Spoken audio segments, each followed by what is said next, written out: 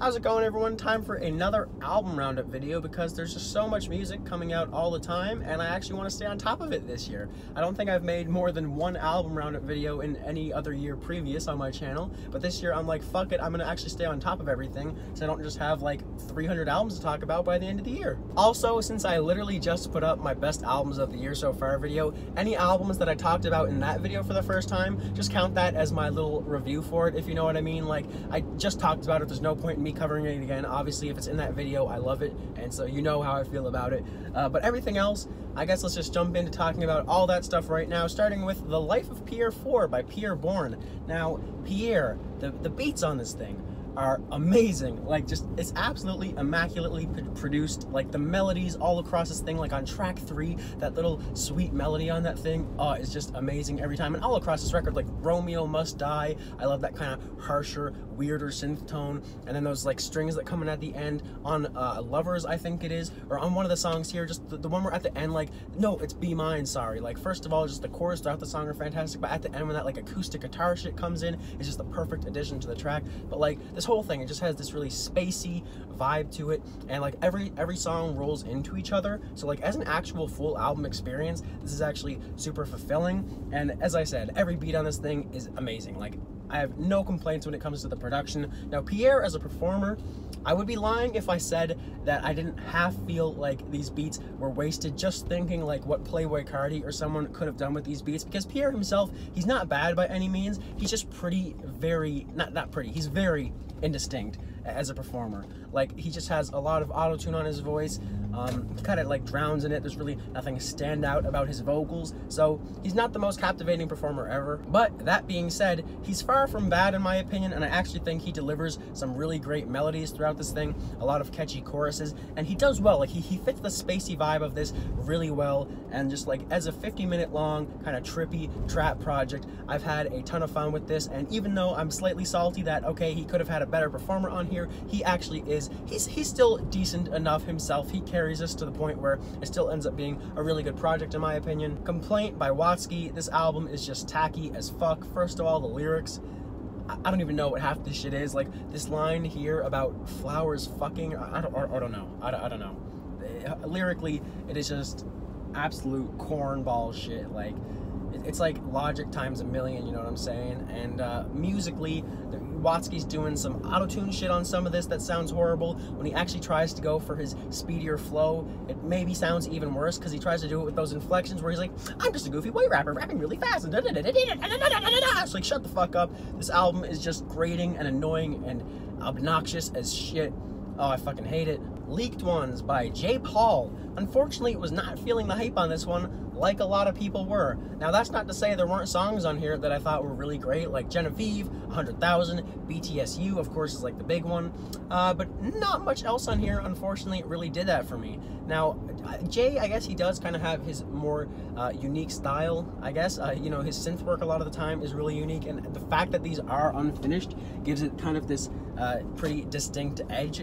You know what I'm saying? Like, the fact that it's unfinished, I think, actually adds to the music in that way, and that it makes his style a little more distinct. But overall, like, as a vocalist, I don't find him that engaging. And yeah, his songs probably call for someone a little less, like, over the top and more reserved, but he just doesn't add anything special to these tracks, in my opinion. Even melodically, he doesn't really do anything that I'm wowed by, so he's just kind of there, in my opinion. Lyrically, there's not much on here that I'm that interested in, if at all. And like I said, even though the synth work is impressive at times, the overall compositions of a lot of these songs, they don't do that much for me, you know? Some of them just kind of will settle into one groove, and it can be kind of cool, like on Straight Outta Mumbai, is it called? Like, that has a nice little groove, but after about 30 seconds, I just kind of get bored of it. Now, overall, it is very pleasant. Like, there's nothing that's really bad on here, in my opinion, so it is still a decent project that I can get some enjoyment out of. I'm just not head over heels for it. Save Me by Future. I had a feeling when this one was coming out that it was going to be Future finally coming through with another project that I really like, because I haven't since DS2, I think. I mean, like, there's been lots of songs since then that he's dropped that I've enjoyed, but as far as full projects go, yeah, it hasn't been since DS2. And finally, He gave me Save Me, which I think is a great little EP. I mean, you have songs like Government Official, which are just straight up bangers, and you have these more weirdly emotional kind of confessional songs like Xanax Damage and St. Lucia, where Future is doing this more sing-songy shit where he's like really stretching his vocals, but in really entertaining and eccentric ways, in my opinion. You know, Xanax don't me damage, I can't do it by myself, or whatever the fuck he's singing on there. I just love his vocals and how they work out, and they do express a lot of emotion for him, and like the lyrics on this thing are actually worthwhile in my opinion. You know, it's not the most deep shit ever, but Future is just laying his emotions out there. Madam X by Madonna. Now I know a lot of people like really hate this one, like worst of the year material. There's a lot of bad stuff on here, trust me, but overall I don't like it, but I don't think it's that bad, and the main reason is a lot of the production on this thing is actually really well produced. Like, I don't even personally like it that much, but just sitting there I'm thinking, okay, yeah, like on a technical level this is actually performed really well. Now Madonna herself, her lyrics are just insane. Like, what the fuck was she thinking writing some of this shit down? Just insane in terms of like how she's framing herself as like this fucking savior or something. Like, I will be Palestine, I will be Israel, I will be Africa. Like, I don't think any of these places like need you to be like, I get the sentiment behind that song, but why? Like, it just sounds so ridiculous said out loud. And there's shit like that all across this record where it's like, Madonna, why are you saying this? Like, you're not this huge important figure, you're not gonna solve all these world problems, and okay, you have solidarity with everyone, but man, the way you frame it is just not good at all. There also is some bad stuff on here musically too, like that interpolation on Dark Ballet is sickening, and like the songs with Quavo and Sway Lee, I forget which one, or maybe it's both of them, but have like this reggaeton influence that I thought was done really horribly, just flaccid as shit, like complete embarrassments to those styles of music. But overall, like, it is what it is. It's not good, but I can't hate this. The new Mach Hommy EP is kind of a weird one for me because I really like most of the production on this thing. The song with Your Old Drew, I think, has a really bad beat, but other than that, like the sample on track 2, I fucking love that. The horns on the song with Quelle Chris are fantastic. The song with Earl has this cool washed out production. I really like a lot of that, but first of all, the rapping on this thing, there's really nothing that was impressing me that much on here. Like, I guess he's not a horrible rapper by any means, he's not a bad lyricist by any means, but just nothing was standing out to me in terms of, you know, his rapping ability or in terms of the lyrics. Like, there was never really a moment where I caught a bar and I was like, oh shit. In fact, the only time that happened was from features like Quelle Chris or Your Old Drew.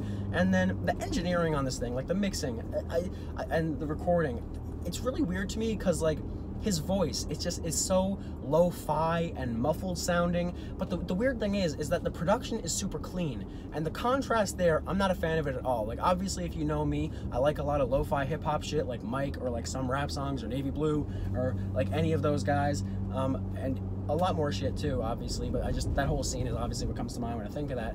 But their production is also really lo-fi, and it's like more atmospheric, and their lo-fi vocals work with it. The production here is kind of clean, it's really crisp a lot of time, and his vocals aren't just lo-fi. Like I said, they're actually muffled sounding, like there's this weird buzzy tone to them, and it just sounds bad to me, honestly. Most of the time where Mac is rapping, it sounds bad, and then like even Quelle Chris, like on the song he's on with him, Quelle's vocals sound normal, and just hearing Quelle on that beat actually sound good, and then hearing Mac sound like shit on it, I don't know, I'm not a fan of how that plays out at all. So overall, I can't get too much enjoyment out of this EP. The one song where I think his vocals work is the song with Earl. Because of the washed out production, his vocal style actually works with that one, but I just think that he needs to make better choices as to where to use that weird buzzy lo-fi vocal tone, because overall I didn't think it was working. Identity Crisis by Johnnascus. This is some kind of cool, super glitchy, noisy hip-hop. I really like a lot of the ideas on here. It's definitely a pretty creative project, and what I like most of all is how this really glitchy, disjointed sound kind of plays into the whole Identity Crisis thing you're hearing in the lyrics. And some of these lyrics, especially on like track 2,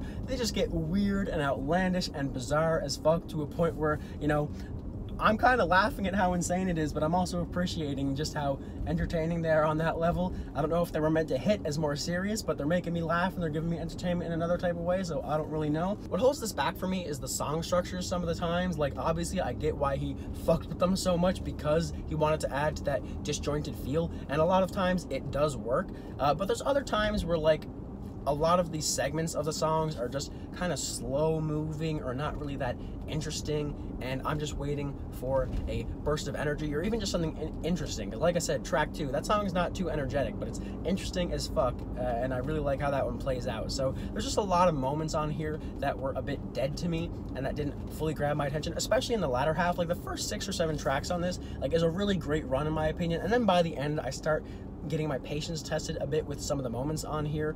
There's good material all throughout, but like there's a lot more dull moments in the second half in my opinion. It's still a pretty cool project though, and I definitely am interested to hear more from this guy in the future. Wildcard by ZelooperZ. This was the first of 2 albums he dropped this year. The other one was Dynamite, which actually landed on my best albums of the year so far list, so obviously I love that one. And this one is really good too. This is him performing more trap style music, which I'm pretty sure is a first for him. Like I've heard all his other projects and he's never really made just straight up trap music like this. And what he did with it, like at first when I heard this, I was like, this is so sparse and just like bare bones, and there's like nothing happening here. I'm like, what the fuck is this? Because I know ZelooperZ is a pretty artistic guy, like he's literally a painter, and I'm like, this just doesn't seem like something that he'd put out and think is good. Like this just feels like unfinished, really lame demos. I didn't really get it at first. I was like, he's doing cool shit with his vocals and with his rap style and with his delivery like he usually does, but like other than that, I was like, instrumentally and overall, like what's he kind of doing here? But the more I listened to this thing, the more intrigued I was by it, and when I finally put it down, I was like, okay, this is like 5 out of 10 territory. But after Dynamite came out and I was loving that, something was calling me to come back to Wildcard here, and when I did, I was like, okay, this is fucking sick.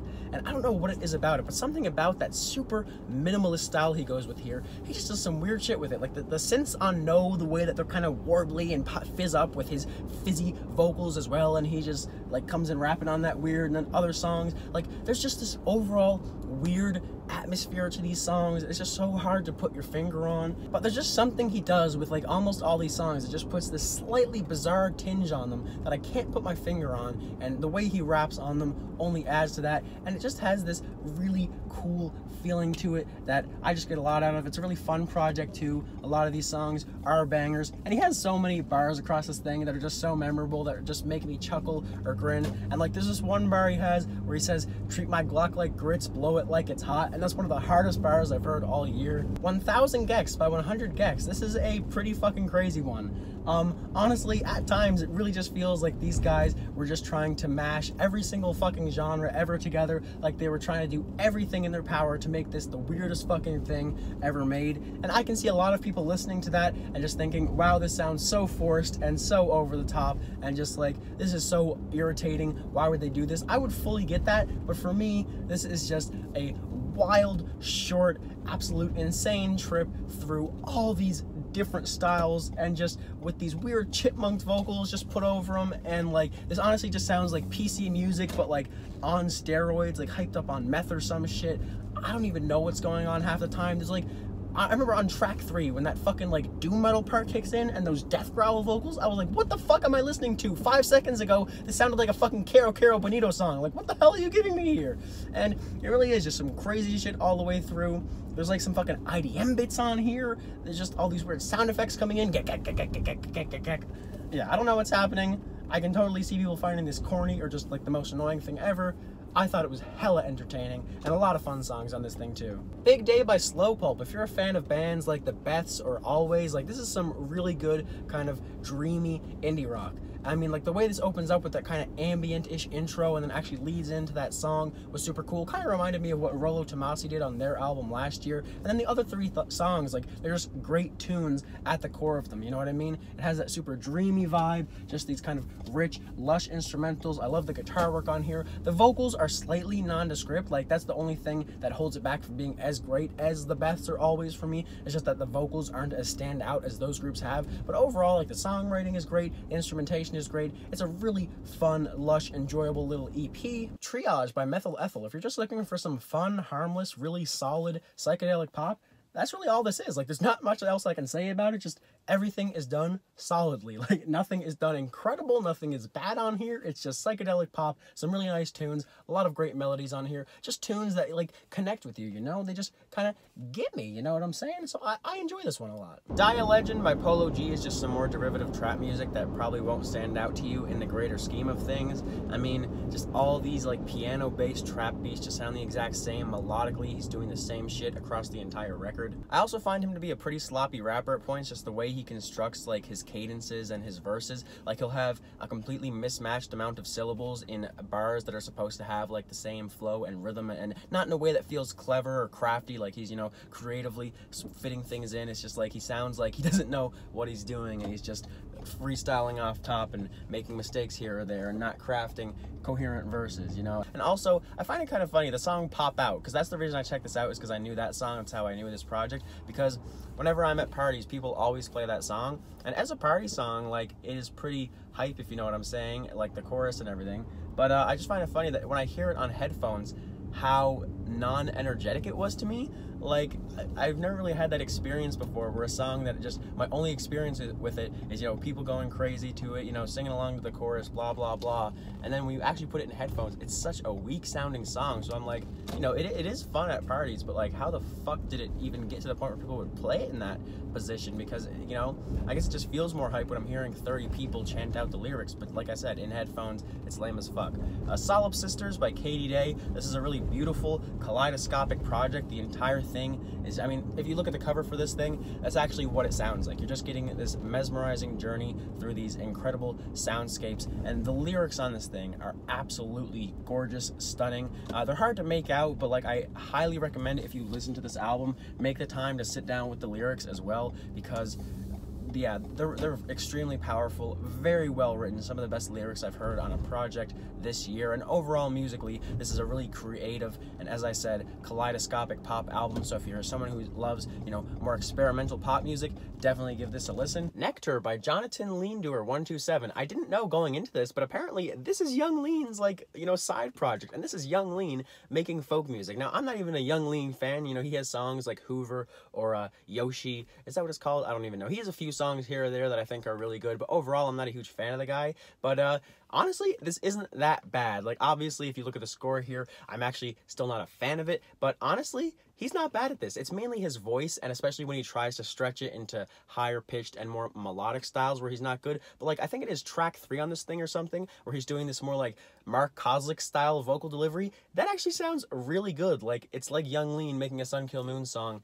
and somehow it actually turned out really well. Like, lyrically, this project isn't even that corny or anything either. Like, there's nothing that's too stand out, but I was kind of waiting for him to come through with some corny or really cringy bullshit. Didn't happen. So as far as folk music goes, he's not too bad at this, and if he does more of that, you know, more spoken folk style instead of trying to be more melodic at points, I could legitimately see him making a half-decent overall folk project. But I mean, even just to hear Young Lean making folk, you know, it's only like 19 minutes or something, this project, not the worst thing to give a listen to. Also, I forgot to mention, some of these instrumentals are legitimately pretty lush and rich. Like, he's not just using the most basic, you know, instrumentation for folk music possible. He actually adds some cool flourishes here or there, like on the opening track with those horns and everything. So there's actually some pretty decent sounding stuff on here. Like I said, not much of it actually stuck to me enough for me to return to this, but just having it on, it was a pleasant enough listen. Cosmo Cleaners by Uranium Club could have been a pretty cool art punk, post-punk record. A lot of the songs on here have really catchy riffs, a lot of energy to them. The vocal performances on these also carry a lot of energy and are pretty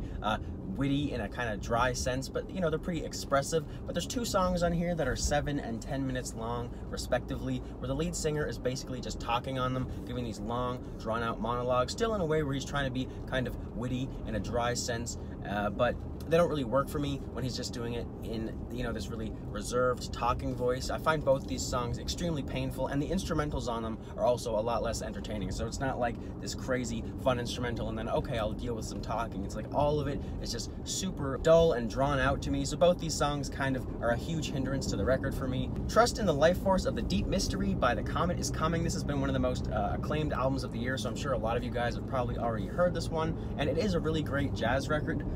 The electronics that are incorporated on this one, you know, I do like when, you know, more synthetic sounds are incorporated into jazz music to give it more of an instrumental flair, you know, a more unique instrumental palette. But the thing is, the actual synths that they use on this thing, I don't find them very entertaining at all. Like, it's the most dry, basic sounding synths you can think of. I mean, there are a few exceptions. There are some synths that have a lot more flavor and color to them, I find, especially on that song with Kate Tempest, which overall is just the best song by far. It's just this heavy, crushing, looming monster of a song that I did not expect, you know, after the first 3 songs of this thing. But overall, the compositions on this thing are really good. I will say I'm personally more of a fan of, you know, free jazz when everyone's off improvising, doing crazy shit. And there's a few songs on here where it sounds like there is a little more improvisation going on, and those are my favorite songs on the record for that reason. Maybe I'm biased towards it, but the songs that are a lot more composed and linear are still really good. Although, you know, some of them, the reason why this is not quite an 8 for me is because the compositions are just a little more simplistic in nature, I find, and there's some cool melodies on them. You know, the saxes sound great on a song like Summon the Fire, but I just don't find the composition on that one to be that interesting. It's still a pretty fun song, but it doesn't hit the highs of some of the other tracks on here, if you know what I mean. So it is a really great jazz record. It's just not, you know, one of the year's absolute best to me like it is for a lot of other people. 3P by SahBabii, I forget where I even heard of this one, but it's just like a little 3-song EP, and, you know, it's not horrible. And I will say SahBabii himself, he does some kind of strange inflections at points with his voice that makes him slightly more entertaining than your average trap rapper, but the production on here is as standard as it gets. Nothing in that vein really stood out. And SahBabii overall, while he has his eccentricities, he's a really reserved performer, and sometimes this works, but I don't feel like the overall mood of his music, like I felt it called for someone a little more energetic and not as low-key as he was. He's someone who I might be interested in going back to in the future if he kind of figures out where his sound and style works best, but for now, this is very mediocre. Aponym by the George Costanzas.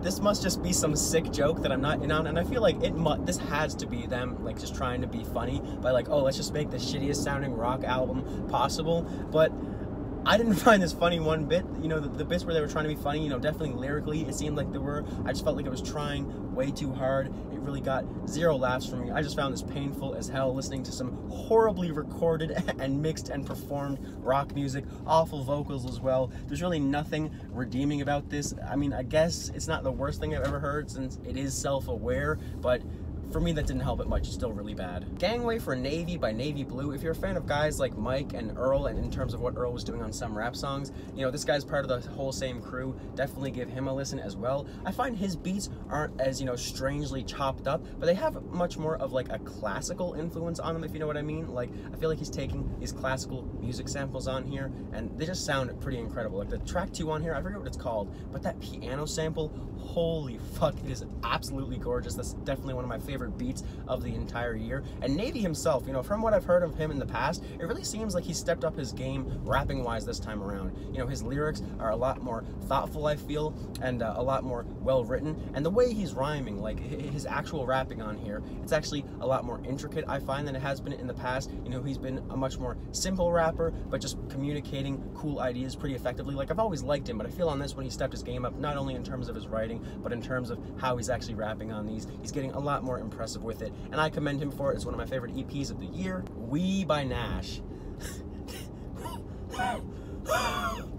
This might be the worst album I've ever heard. Straight up, not gonna lie, it's my least favorite album of the year. It managed to be worse than fucking Neo Theater by AJR, worse than Supermarket by Logic, worse than everything else I've heard this year. I don't know how, but holy shit. First of all, I'm just gonna throw a bunch of the lyrics on screen from this project, but the amount of absolutely corny and just making me want to die lyrics on this project is insane. Second of all, the sound of this thing, it's like, my friend Connor said this, and it's absolutely true. This basically sounds like a mix of G-Eazy and AJR, and it is the most painful, hellish version of that you can possibly imagine. It's clean to the point of having absolutely no soul or life, and Gnash himself as a performer has one of the most annoying voices I've ever heard. He sounds like he's a 12-year-old boy. Whenever he tries to do that little spoken rap thing on here and he tries to get all deep and meaningful with it, I'm like, shut the fuck up, you corny piece of shit. And that's the other thing. Not only are the lyrics and everything on here bad, but this guy thinks that he's like deep as fuck, but when everything on here sounds like it came from like a 2011 Tumblr post. And yeah, this album is atrocious, unbelievable. I don't even know what happened here. Komachi by Meitei. This is a pretty cool little ambient record. This thing kind of just sounds like you're on the inside of some, you know, faintly lit cave, you know, in the middle of Japan or something, and there's all these ancient drawings on the wall, and it's all super peaceful and serene, and you're just in looking at everything, just appreciating the history that'd be behind it. The whole thing, it has this kind of watery, very quiet, as I said, sound palette. One thing I will say is a lot of the sound palette across this entire thing feels pretty similar, and so do the compositions. Like, I feel after you've heard 2 or 3 songs on this thing, you kind of get what the rest is gonna do. But just because I enjoy the sound palette on here so much, it's not too big a problem for me, especially because you can get so lost in it easily, I find. So for the however many 40 minutes of this thing, it definitely captures my attention the entire time. But I will say that it could have diversified a bit more if it really wanted to become one of my favorites of the year. Return to Center by Kirin J. Callinan. I was a really big fan of Bravado. I know that was a really divisive one. A lot of people fucking hated it. Others like me loved it. But I was definitely a Kirin fan after that one. Still haven't checked out his debut for whatever reason. But when I heard he was coming out with this record, I was really excited until I found out it was a covers record. That did disappoint me a bit because I did want some original Kirin material. But given that I hadn't heard like any of the songs on here, like the originals before, I'd only heard like 2 of them, and given the fact that Kirin completely puts his own spin on all of them, it's still a pretty fun record. It's nothing mind-blowing, of course, but Kirin is just such an entertaining and expressive performer that all these songs feel super passionate. He chooses some really great songs to cover. You know, he made me go check out the originals of some of these, and all of them are very good songs and very up his alley, and not your traditional songs that you'd cover on a project like this. So I do appreciate what he did here. It is one that you should give a listen to if you are a Kirin fan. It's pretty fun, even if it's not incredible. Lords of Flatbush 3 by the Underachievers. It makes me really sad when I think of the fact that the Underachievers dropped Evermore, one of my favorite rap albums of the decade, and then after that just continued to go downhill. Now, that's not to say that they've gotten absolutely horrible or anything, but I mean, Renaissance, it was pretty mediocre in my opinion, and this is even more just stale and derivative, because I mean, they've put out projects like this before where it's more trap-centric bangers, but in the past, I feel like they've had a lot more character. Their beats have actually been above the fray instead of the stuff on here, which just sounds like you'd hear on any other tape. I mean, I forget what the tape is called, but the tape with like Young Kobe and Play That Way, that was a really good mixtape, I thought, because the beats on it were actually a lot better than your average trap production. They had their own unique Underachievers flair to them, if you know what I meant, and Issa and AK were actually rapping really well over them. Where on this project here, like I said, I feel like the beats themselves are just super bland and super lifeless, and Issa and AK, rap-wise, they aren't really doing anything that special. There was never a single moment on here where they caught my ear, you know, with a bar or a line that was like, whoa, you know, they're spitting fire right now. Their flows weren't that impressive, just seemed very par for the course for what they usually do. So, yeah, I mean, it's been like 3 or 4 projects now where they just haven't excited me at all. So I'm hoping sometime in the future they'll come back with a bang. I'll still be checking out their stuff just in case, but I've just continued to be disappointed with these guys for now. I Know You Like It by Shinichiro Yokota. It's a house record that has some incredible grooves, you know, on that front, on the composition front as well. It's really good. My issue here is the sound palette does absolutely nothing for me. I think it's track 2 maybe that I kind of enjoyed because I thought it sounded like a Mario house song, if you know what I mean. But other than that, everything on here just sounded super dated in my opinion. I think these recordings might actually be from the 90s, so maybe I shouldn't be complaining, or maybe a few songs are from the 90s. But either way, nothing about the sound palette here interested me. It all felt super flat. It made me not find these songs danceable at all when I should be out here raving like hell. If it's an effective house record and it just wasn't for me, I know a lot of other people are loving this. It just didn't hit for me, unfortunately. American Love Call by Durand Jones and the Indications. This is just some heavy throwback soul music. They're not doing really anything at all that is unique to them. This is 100% shit that you've heard before, but they do write some pretty good songs out of it, especially in the first half, like the titular song, Circles. Like, there are some really nice songs on here, some great choruses. It does feel very soulful all the way through. I enjoyed it. Like, if you're a fan of soul music, I don't think you won't enjoy it at least, but there's nothing really special about this one. Eris by Jaden Smith. I mean, you know, it's fairly well produced. It definitely has a grander presentation to it. You can tell Jaden is wanting to do something special here, a little more theatrical and not just as derivative as possible, but it still ends up coming off that way, even if the production has a more expensive edge to it. There's nothing really cutting edge or that unique or interesting about anything going on here. And Jaden himself as a rapper, you know what it is by now. I don't find him the most compelling in terms of flow or anything, and lyrically, he's just corny as hell. But honestly, at this point, like, I just know what I'm getting when I'm listening to a Jaden Smith album. I just can't get mad at anything. I mean, I guess a few observations is the first song on here sounds like a Christmas song. Like, I swear to God, you change the lyrics on that thing, you got yourself a Christmas hit right there. And then second of all, that fire department song, probably going to be everyone's like least favorite song on this thing, because it's Jaden just doing some stupid speeding bullet to heaven style rock song. And for that fucking reason, it was my favorite, man, because it was just a breath of fresh air amongst everything else that kind of sounds the same on this thing. I was like, this is dumb as fuck, it's trash, but I'm enjoying it right now. Forever Heartless by Moneybagg Yo. As far as like the more derivative trap shit that I've been talking about in this video, this is some of my favorite of it. You know, it's nothing that when it was over that I thought I'm ever gonna go back to this, but a lot of the songs on here just have really enjoyable beats, and Moneybagg Yo, I really like his voice, and I like the way he flows on a lot of these songs. Like the track with Gunna is really good.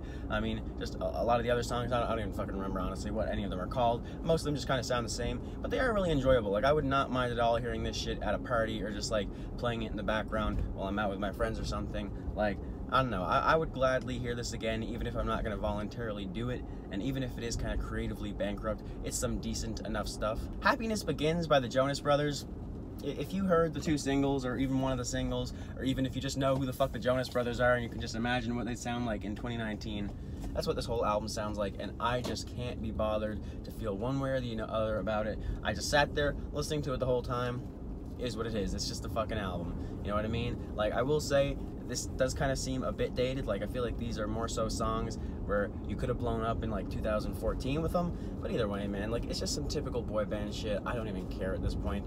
It's fine. Can't Say I Ain't Country by Florida Georgia Line. Now, this just sounds like every other bro country album out there. The thing that makes this even worse than some of those, and you know, bro country is a fucking garbage subgenre, I will say, is just the lyrics on this thing. It's like, you know, the whole, you know, Can't Say I Ain't Country, this whole thing, they're trying to prove as hard as they can that they are country, and they're just playing into all the most ridiculous and stupid stereotypes imaginable. And that's why I actually can't fully, like, you know, give this like worst of the year or anything. It's really bad, but it's really funny at points, just like the shit that they're saying on here. I mean, it's basically like when you and your friends are just making fun of what, you know, mainstream country artists will sing about, they're just doing that to themselves right here. It's basically self-parody at this point. And those fucking Uncle Jesse skits or whatever they are, those were also just ridiculous. I don't even know. It's a ridiculous album. I can't get mad at it at all, because it's actually really funny. Things Got Worse by Dope Knife.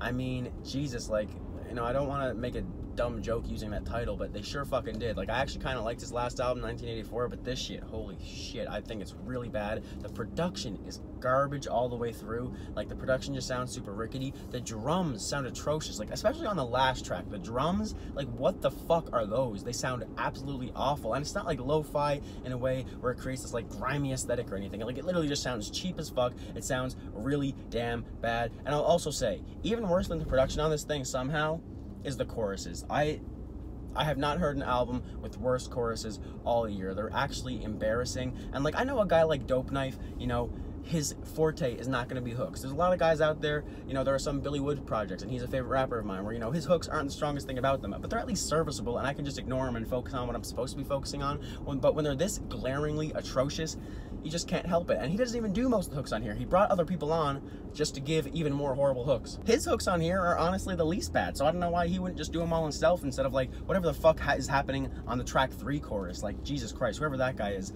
oh my god, that was bad. And Dope Knife as a rapper, he is pretty good. I didn't think this was his strongest showing though. Like, I'd take his verses on his last album any day of the week over this. There's actually a lot of lines on this that I found to be fairly corny, but overall his rapping on this is better than it is bad, but it's not nearly enough to make up for how horrible I think this is musically. Fever by Megan Thee Stallion. If you're a fan of people like 3 6 Mafia, Juicy J, you know, Paul Wall, Jim Jones, just any of that southern rap, you know, Slim Thug, all that whole scene, I mean, this is just that modern version, and you know, I guess it's fine for what it is. Unfortunately, none of these songs really just popped out at me and grabbed me or anything. I think the production is not the best. It's kind of cheap sounding. Megan is definitely the best part of this album, with just how commanding and badass she sounds across the whole thing.